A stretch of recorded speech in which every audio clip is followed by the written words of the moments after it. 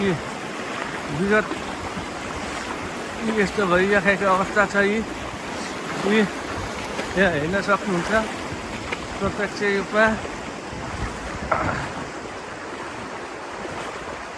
झन् भएको अवस्था होइन, बढ्दो अवस्था छ। बिहानको समय छ, धन्न बिहानको समय भएकाले मानवीय क्षति चाहिँ अहिलेसम्म हुन पाएको छैन।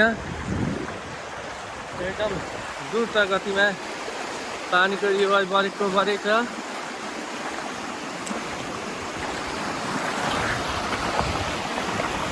यो मूल बाटोमा यस्तो छ, मान्छे हिँड्ने आउने एकदम द्रुत गतिमा छ, हेर्न सक्नुहुन्छ।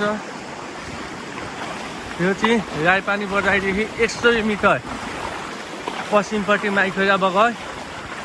म अहिले घरतिर फर्किँदैछु रिटर्न ब्याक, केही मान्छेलाई उतार गरेर। अब फेरि टु बी कन्टिन्यू। पराईको गाँस लिएर आउँदैछ, पराईको गाँस बगाएर लिएर आउँदैछ।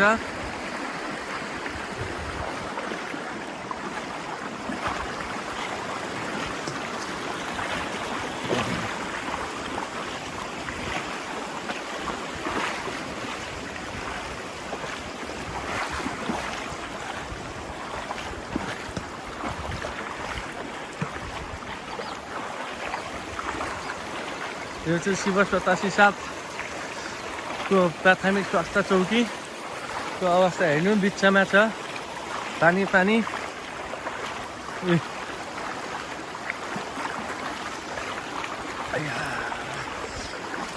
ढुङ्गाले घोक्दैछ खुट्टा, पानी तर्न अवस्था।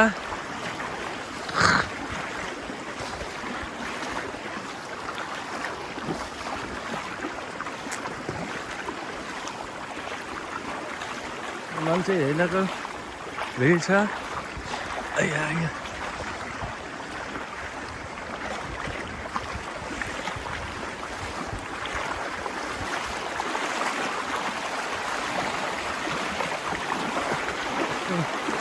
सेतै छ समुद्र, देख्न नपाउने समुद्र यस्तो हुन्छ, देख्न पाइयो।